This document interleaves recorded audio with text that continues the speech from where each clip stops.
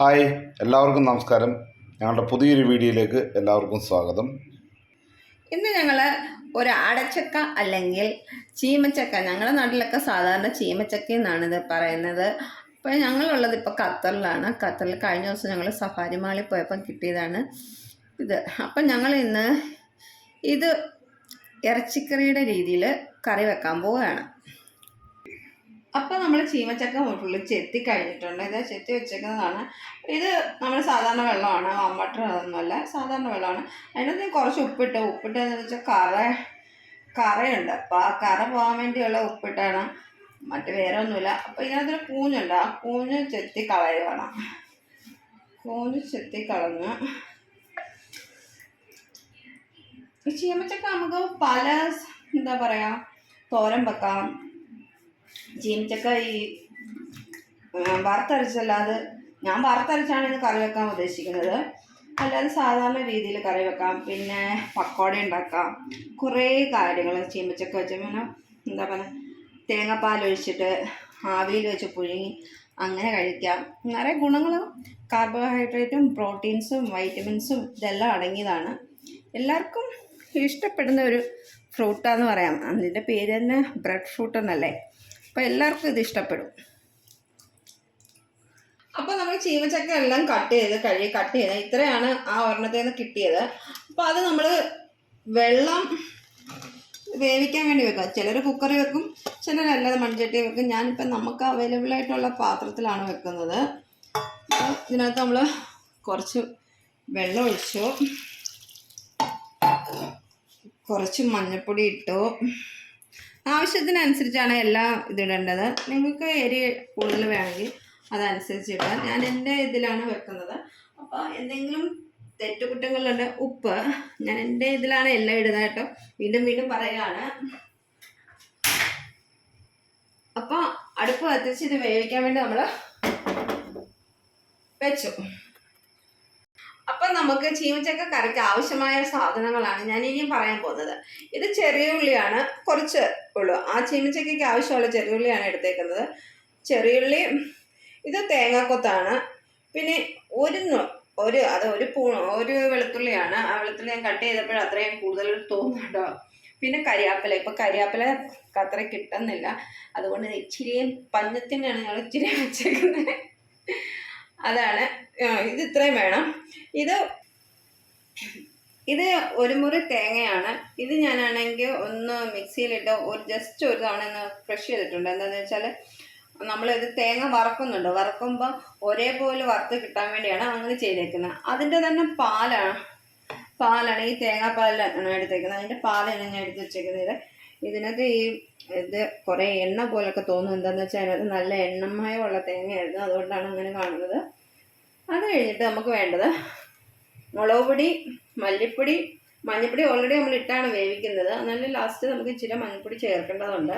ഇത് ഗരം മസാലയാണ്. ഇത് ഞങ്ങൾ സ്വന്തം വീട്ടിൽ തന്നെ പ്രിപ്പയർ ചെയ്തതാണ്. ഇതിനകത്ത് എല്ലാ സാധനങ്ങളും മിക്സ് ചെയ്ത് ഞങ്ങൾ അരച്ച് വെച്ച് വീട്ടിൽ തന്നെ ഉണ്ടാക്കിയ മസാലയാണ്. സുഹൃത്തുക്കളെ, അപ്പോൾ ഇത് വഴറ്റിയെല്ലാം എടുക്കാൻ വേണ്ടി ഞങ്ങൾ വേറൊരു പാൻ വെച്ചിട്ട് ഇങ്ങനെ ഇത് വഴറ്റാൻ തുടങ്ങുകയാണ്. അതിലേക്ക് ഇപ്പം വെളിച്ചെണ്ണ ഒഴിച്ചു. അന്ന് ചൂടായി വരുമ്പോഴത്തേക്ക്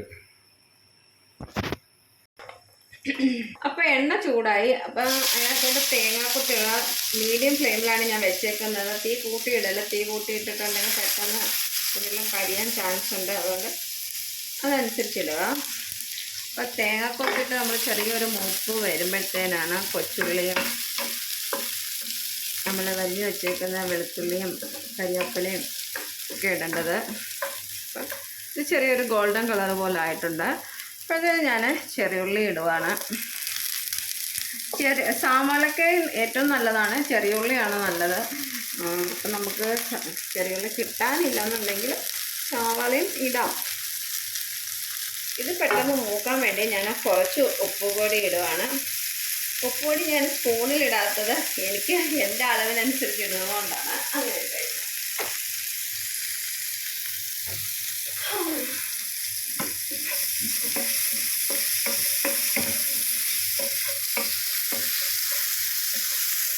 ഇത് അധികം മൂപ്പൊന്നും വേണ്ട, ഒരു മീഡിയം ഫ്ലെയിമിൽ വെച്ചിട്ട് ഒരു എന്താ പറയുക സുഞ്ചേട്ടന് ഒന്ന് മൂത്ത് വരിക, ഒരു അതിൻ്റെ കളറ് ഉള്ളിയുടെ കളറൊക്കെ ഒന്ന് മാറി വൈൻഡ് വരിക. അപ്പോൾ ഇത് ഉള്ളിയും വെളുത്തുള്ളിയും നമ്മുടെ തേങ്ങാക്കൊത്തൊക്കെ മൂത്ത് വന്നിട്ടുണ്ട്. അപ്പോൾ ഇത് മൂത്ത് കൊണ്ട് മാറ്റി വയ്ക്കുമ്പോഴത്തേനും നമുക്ക് തേങ്ങ വറുക്കാൻ വേണ്ടി എടുക്കാം. അപ്പോഴത്തേനും നമ്മുടെ ചീമച്ചക്ക വെന്തും വരും.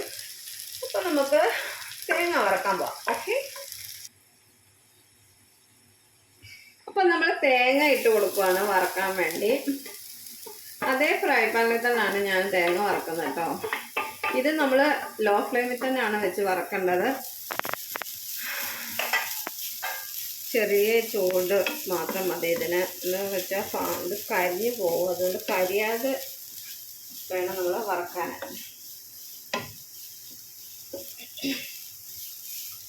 ഞങ്ങളുടെ വീട്ടിലാണെങ്കിൽ ഇത് വറുത്തരച്ച് വെക്കുന്നതിനൊക്കെ കൂടുതൽ അല്ലാതെ മസാല ഇട്ടാണ് കൂടുതലും വെക്കാറ്. എൻ്റെ നാത്തൂനാണേലും അമ്മയാണേലും ഇങ്ങനെയാണ് വെക്കുന്നത്. പിന്നെ എൻ്റെ ഇളയ നാത്തൂനാണെങ്കിൽ ഇത് ഭയങ്കര ഇഷ്ടമുള്ളൊരു സാധനം. പക്ഷെ എൻ്റെ കെട്ടിയവനിത് ഒട്ടും ഇഷ്ടമില്ലാത്തൊരു സാധനം. എനിക്ക് ഇഷ്ടമില്ലാത്ത പറഞ്ഞാൽ എൻ്റെ ഭാര്യ വെച്ച് തരാത്തുണ്ടോ, അതുകൊണ്ടൊന്നും ഇഷ്ടക്കേടാ. ആയിക്കോടാ, വേറെ ഒന്നുമല്ല, ചുമ്മാതാണ്. ഞാൻ ഇത് വെച്ചാൽ ഇച്ചിരിയേ കൂട്ടത്തുള്ളൂ. സുഞ്ചേട്ടന് ഇത് ഇഷ്ടമില്ല. ഇതിൻ്റെ എന്താ പറയുക, വേവിച്ച് വരുമ്പോൾ ഒരു കുഴകുഴാന്നൊരു ഇതല്ലേ വരുന്നത്. അതുകൊണ്ട് സുഞ്ചേട്ടന് ഇഷ്ടമില്ലാത്ത. പക്ഷേ എൻ്റെ ഇളയ നാത്തൂനാണെങ്കിൽ ഭയങ്കര ഇഷ്ടമുള്ള സാധനം ഇത്. ഇത് നല്ലപോലെ മൂത്തുണ്ടുണ്ട്. അപ്പം ഞാൻ മസാല ഇടുവാണ്. മുളക് പൊടി ആവശ്യത്തിനാണ്, ഞാൻ ഒത്തിരി ഇടുന്നില്ല. നിങ്ങൾക്ക് നിങ്ങളുടെ ആവശ്യത്തിനനുസരിച്ച് ഇടുക. മല്ലിപ്പൊടി, ഇച്ചിരി കൂടെ മഞ്ഞൾപ്പൊടി, ഇത് നമ്മൾ ഉണ്ടാക്കി വെച്ചേക്കുന്ന അടുത്തതായിട്ട് ഉണ്ടാക്കി വെച്ചേക്കുന്ന ഗരം മസാലയാണ് ഇടാൻ പോകുന്നത്. ഇത് ഗരം മസാല അതും ആവശ്യത്തിനാണ് ഇടേണ്ടത്. ഒത്തിരി ഇടേണ്ട. ഒത്തിരി ഇട്ടാൽ ഭയങ്കര ഒരു മധുരിക്കുന്ന ഫീലും ടേസ്റ്റ് വ്യത്യാസമൊക്കെ കാണും. അപ്പോൾ അതിൻ്റെ മീഡിയം അളവിലിട്ട് ഇത് നമ്മൾ ഒന്ന് ഇളക്കി ചൂടാക്കണം. എന്നിട്ട്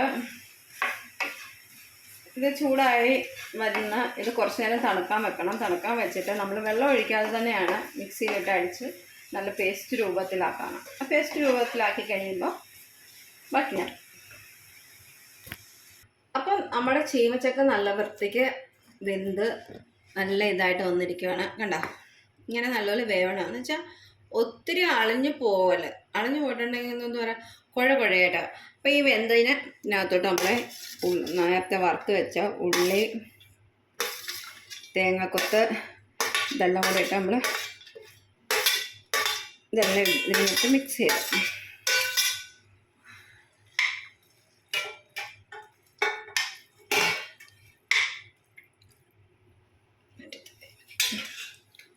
ഇതെല്ലാം കൂടെ മിക്സ് ചെയ്തിട്ടോ. ഞാനാണ് ലോ ഫ്ലെയിമിലല്ല ഇപ്പോൾ ഇട്ടേക്കുന്നത്, ഒരു മീഡിയം ഫ്ലെയിമിലാണ് തീ ഇട്ടേക്കുന്നത്. അതിനകത്തോട്ട് നമ്മൾ ഇപ്പോൾ വറുത്തരച്ച് വെച്ചാൽ, അതായത് നമ്മൾ തേങ്ങ മൂപ്പിച്ച് വറുത്തില്ലേ, അതിൻ്റെ ഇതാ പേസ്റ്റാണ്. നല്ലപോലെ ഇത് ടേസ്റ്റായിട്ട് തന്നെ അരയണം.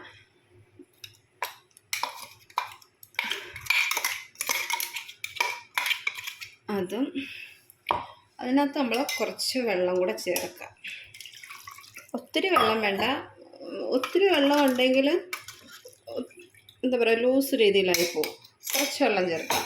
നമ്മൾ എന്ത് ഫുഡ് ചോറിൻ്റെ കൂടെ കഴിക്കാം. ചപ്പാത്തി, ദോശ, ഗോതമ്പ് അങ്ങനെ എന്തോ വേണേലും ഇത് നമ്മൾ അതിൻ്റെ കൂടെ കഴിക്കാൻ നല്ല ടേസ്റ്റ് ആയിരിക്കും.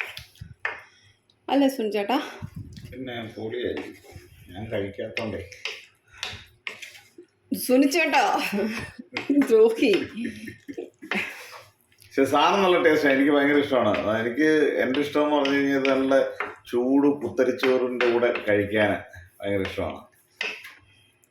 അപ്പം ഇത് നമുക്ക് ഇച്ചിരി ഒന്ന് തിളച്ച് വരുമ്പോൾ നമ്മൾ ആദ്യം എടുത്ത് വെച്ച തേങ്ങാപ്പാലുണ്ടല്ലോ, അതുകൂടെ മിക്സ് ചെയ്യുക. നമ്മുടെ ഏകദേശം എല്ലാം റെഡി ആയിട്ടുണ്ട്. ഇനി തേങ്ങാപ്പാലും ചേർത്ത് നമുക്ക് കടു താളിക്കേണ്ടതും കൂടെ ഉള്ളൂ.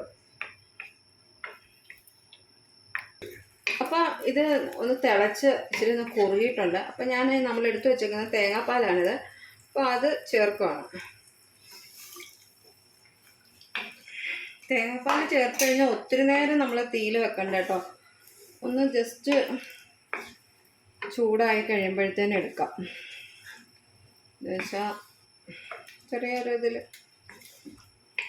ഇളക്കി എടുക്കാം. അപ്പോൾ നമ്മൾ കടുക് താളിക്കാൻ വേണ്ടി വെളിച്ചെണ്ണ ഒഴിച്ച്, വെളിച്ചെണ്ണ 1 സ്പൂണോളം ഉള്ളു കേട്ടോ. ഞാൻ ഒത്തിരി ഒന്നും ഒഴിച്ചിട്ടില്ല. വെളിച്ചെണ്ണ ചൂടാകുമ്പോഴത്തേക്ക് നമുക്ക് കടുക് ഇടാം.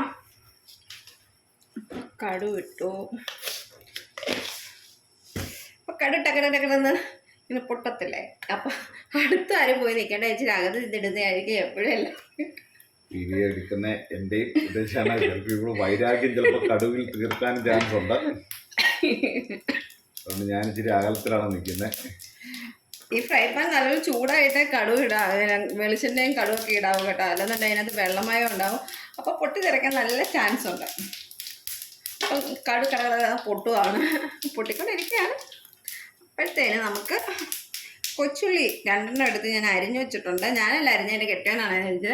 അപ്പം എൻ്റെ ആ കൈപ്പുണ്യം ഇതിനെ കറിക്ക് രുചി കൂടാൻ വേണ്ടി ഞാൻ അരിഞ്ഞു കൊടുത്തതാണ്. ഈ ആണുങ്ങൾ പാചകം ചെയ്യുമ്പോൾ ഭയങ്കര ടേസ്റ്റ് കൂടുതലാന്നൊക്കെ പറയത്തില്ലേ പെണ്ണുങ്ങൾക്കൊരിത്. അപ്പം നമ്മൾ ഈ പെണ്ണുങ്ങൾ ജോലിക്കൊക്കെ പോയിട്ട് വരുന്ന സമയത്ത് ഭർത്താവ് വീട്ടിലുണ്ടെങ്കിൽ നമുക്ക് ഇതുപോലൊക്കെ അവരുടെ വെറും അതിമോഹമാണ്. ഇച്ചിരി തീ കുറച്ച് കേട്ടോ. ഞാൻ ഇച്ചിരി തീ കുറച്ചിട്ടേക്കോണം. അപ്പോൾ നമ്മൾ ഒരു 3-4 വറ്റൽമുളക്, ഇത് ഉണ്ടമുളകിൻ്റെ സൈസുള്ള വറ്റൽമുളകാണ്. അതിട്ട് അതും ഒന്ന് ചെറുതായിട്ട് മൂത്ത് വരുമ്പോഴത്തേന് നമ്മൾ കരിയാപ്പിലയ്ക്ക് ക്ഷാമമായതുകൊണ്ട് ഞാൻ കരിയാപ്പില വീണ്ടും ഇച്ചിരിയേ ഇട്ടിട്ടുള്ളൂ. ഇവിടെ കരിയാപ്പില കിട്ടുന്നില്ലെന്നുള്ളതാണ് സത്യാവസ്ഥ. കുറച്ചാണ്ടേ വരുന്നുള്ളൂ. വരുന്ന സമയത്ത് നമുക്ക് കിട്ടണമെന്നില്ല. അതുകൊണ്ട് ഇച്ചിരി സ്റ്റോക്ക് ചെയ്ത് വെച്ച് കഴിഞ്ഞതിനകത്തുനിന്ന് ഇച്ചിരി എടുക്കുകയാണ്. നമ്മുടെ ചീമച്ചക്കറി ഫുള്ള് റെഡി ആയതിൻ്റെ കുറുകി ഏകദേശം നമുക്ക് ചപ്പാത്തിക്കും ചോറിനൊക്കെ അടിപൊളിയായിട്ട് കഴിക്കാനുള്ള കുറുകി ഇനി വന്ന് പാത്രം. അപ്പം നമ്മൾ കടുവൊക്കെ വറുത്തത് ഇതിനകത്ത് ഒഴിക്കുകയാണ്.